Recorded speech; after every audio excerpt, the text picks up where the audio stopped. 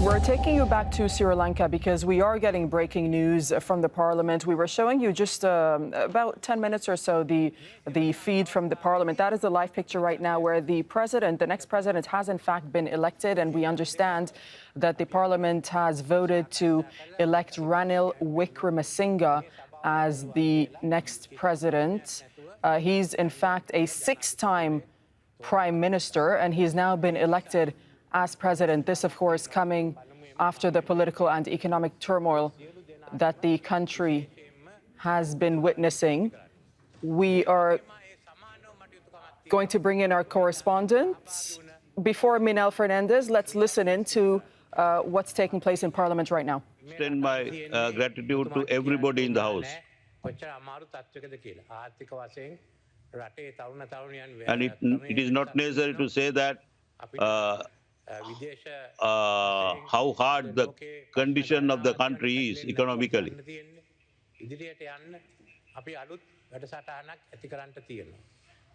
So we have to embark on a new program to go forward. So we have to get together to embark on that program. I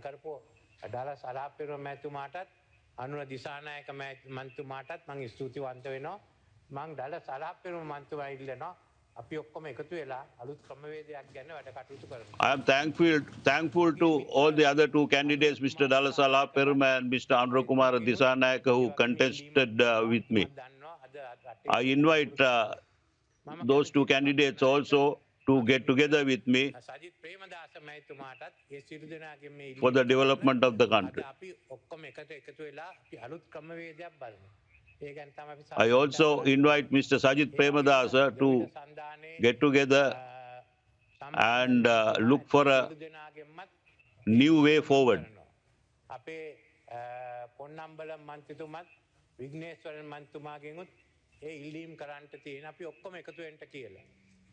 And I also would like to request the Tamil National Alliance, Mr. Vigneswaran and Mr. Ponnambalam also to come forward and join with me to embark on a way forward.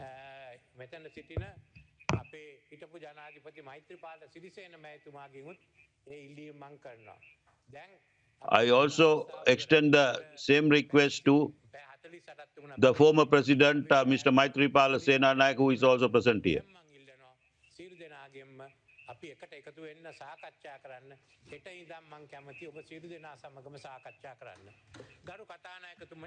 And now I am requesting everybody to join together to discuss for a way forward. Thank you.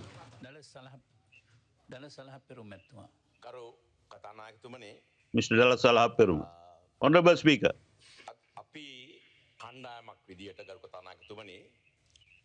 We as a group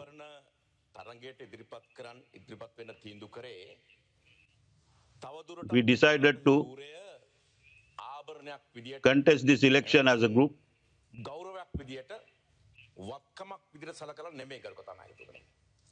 not as an honor or as an asset, the presidency.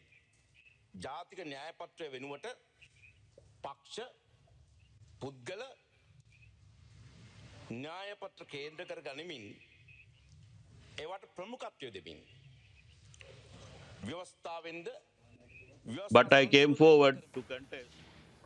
So Ranil Wickremesinghe, who was just speaking a moment ago in Parliament, has been elected and voted in as the next president of Sri Lanka. He will serve until 2024. This is according to the parliamentary vote that has taken place in the last few minutes or so in Parliament. He was addressing the nation as well as parliamentarians, saying that the country is in a very difficult situation and, quote, we have big challenges ahead. Let's bring in Minelle Fernandez joining us from Colombo. So Ranil Wickremesinghe was one of the contenders, Minelle. Was it expected that he would be the person to take on this top role? I can't hear. Minelle, can you hear us?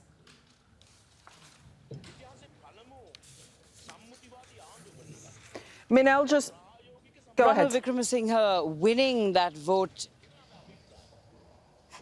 Yeah, sorry, we seem to be having some technical problems with audio, but if you can hear me, the acting president now formalized as president of Sri Lanka by members of parliament in that parliament vote, which concluded a little while ago. In terms of the breakdown of those 219 votes, valid votes that were cast this morning in the House, basically Ranil Wickremesinghe securing 134 votes to the 82 votes secured by Dallas Allahaperuma. Now, this was pretty much something that analysts had expected because of all of the negotiations, the backroom dealings that we were hearing about. Obviously, the long arm of the Rajapaksas believed to still be very much at play here. So essentially, Ranil Wickremesinghe, according to many of the protesters, and that's one of the reasons that they have such a lot of anger and frustration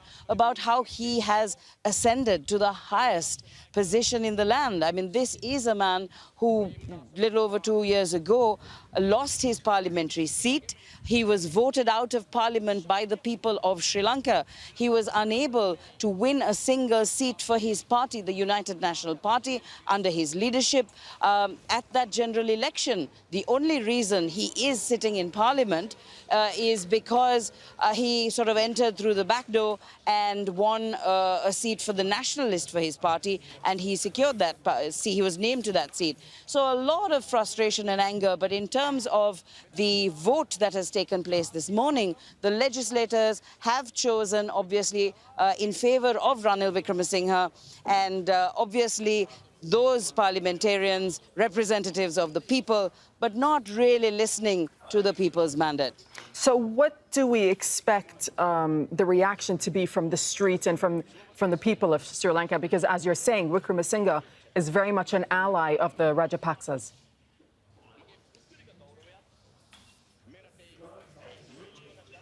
Absolutely. So in terms of the sort of warnings or the indications from protesters, I mean, we heard it as recently as in yesterday's processions and protests, again this morning, while people were waiting to see how the election would go, that they would not take this sitting down. I mean, literally, when this entire campaign against the government, you know, when that patience really snapped of the people, saying that it was initially focused on Gotabaya Rajapaksa, the president, he brought in Ranil Wickremesinghe as the replacement prime minister to his brother Mahinda Rajapaksa, who stepped down to try and appease those protests. That didn't happen. I mean, for the next few weeks of Ranil Wickremesinghe's prime ministership, people continued to protest. It reached a head with Gotabaya Rajapaksa fleeing the country, but people say, you know, they're not going to be fooled any longer. Now, there is a state of emergency. You can probably see the heavy security and police presence. There's a massive security cordon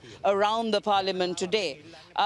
You do have, obviously, a sort of a conciliatory note struck by Ranil Wickremesinghe. He has appealed to the other candidates who ran for the presidency in parliament today, as well as the opposition leader, to all come together to sort of rebuild the country, particularly which is at its knees with this massive, massive economic crisis.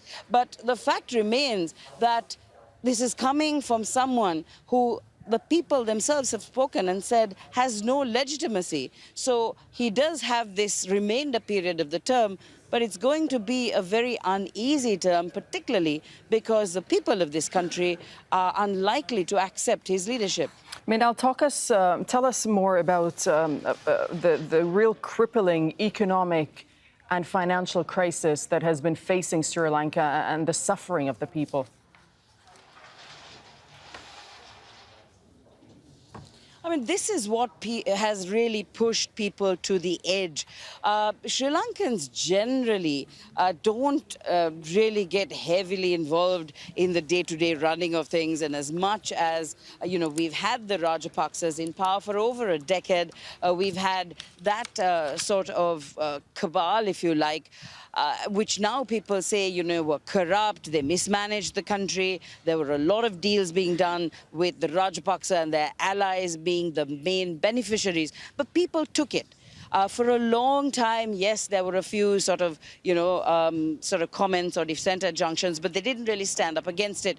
But the moment it started affecting, their day-to-day lives, the cost of living is soaring. There are many families that are unable to put 3 square meals on the table. Whatever food that does make it to the table is probably cheaper now, has less quality. So they're really struggling. The medical sector is facing an acute shortage. There are hospitals that doctors are running almost purely on donations, on well-wishers. It shouldn't be this way.